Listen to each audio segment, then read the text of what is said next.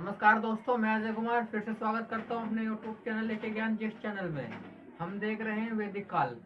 वैदिक काल के बारे में कुछ सामान्य जानकारी भी प्राप्त कर चुके हैं। जैसे वैदिक काल को कितने भागों में बांटा गया है? 2 भागों में बांटा गया है, ऋग्वैदिक काल और उत्तर वैदिक काल।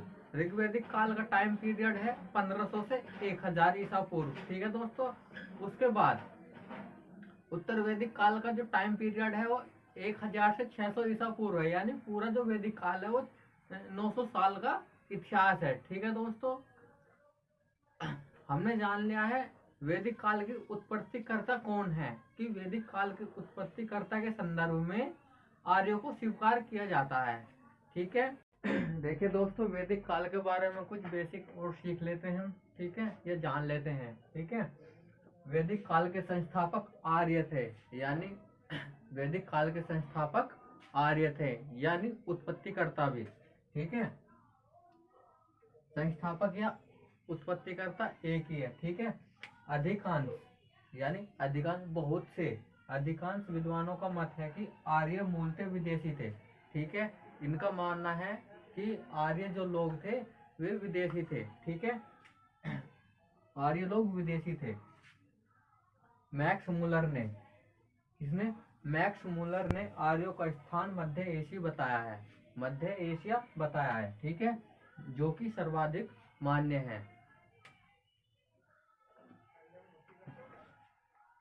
देखिए दोस्तों, अब जानते हैं जो वैदिक काल के बारे में जानकारी के स्रोत है, यानी वैदिक काल के बारे में जो जानकारी देते हैं कौन कौन से स्रोत है। 2 स्रोत है। ठीक है, एक है पुरातात्विक स्रोत और सेकंड है साहित्यिक स्रोत। आइए जानते हैं पुरातात्विक स्रोत के बारे में। ठीक है दोस्तों, देखिए जानते हैं दोस्तों पुरातात्विक स्रोत के बारे में। ठीक है, वैदिक साहित्य के बारे में, यानी वैदिक काल के बारे में, वैदिक साहित्य के बारे में जानकारी के अभिलेख स्रोत में एशिया माइनर अथवा बोग जगोई का अभिलेख तथा एशिया माइनर और बोग जगोई ये दोनों एक ही है। ठीक है, तथा कस्सी का अभिलेख प्रमुख है। ठीक है दोस्तों, वैदिक साहित्य के बारे में जानकारी के अभिलेख स्रोत में एशिया माइनर अथवा बोग जगोई का अभिलेख, ठीक है, तथा कस्सी का अभिलेख प्रमुख है। आइए जानते हैं एशिया माइनर अथवा बोग जगोई का अभिलेख के बारे में। ठीक है दोस्तों, देखिए दोस्तों जानते हैं एशिया माइनर अथवा बोग जगोई का अभिलेख। ठीक है, यह जो अभिलेख है तुर्की में मिला है। कहाँ मिला है? तुर्की में। यह अभिलेख तुर्की में मिला है। ठीक है दोस्तों, इस अभिलेख के अनुसार 1400 ईसा पूर्व, इस अभिलेख के अनुसार 1400 ईसा पूर्व तुर्की में, कहाँ पर? तुर्की में हित्ती तथा मित्तनी नामक 2 कबीले थे। ठीक है दोस्तों, नामक 2 कबीले थे। हित्ती और मित्तनी नामक 2 कबीले थे। ठीक है दोस्तों, हित्ती यानी हित्ती कबीले का प्रमुख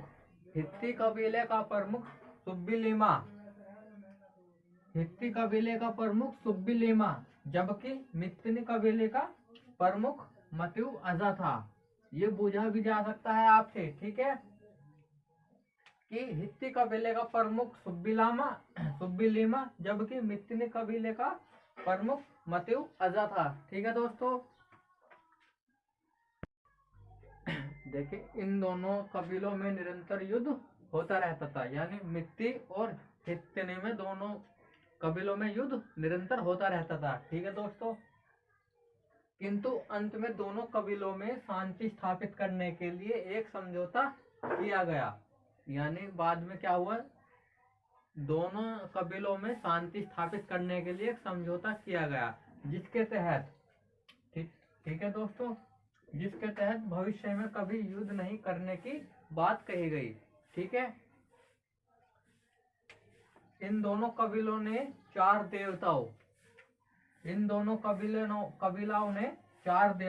इंद्र, वरुण, मित्र और नासत्य क्या है? औषधियों का देवता। ठीक है दोस्तों, इन 4 देवताओं की कसम खाई। ठीक है दोस्तों,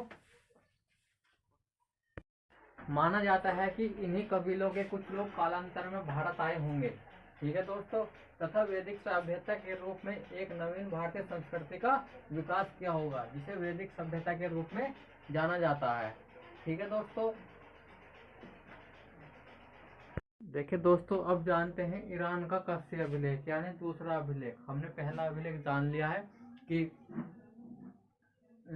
एशिया माइनर अथवा बोग जगोई का अभिलेख, जो कि 1400 ईसा पूर्व पुराना है।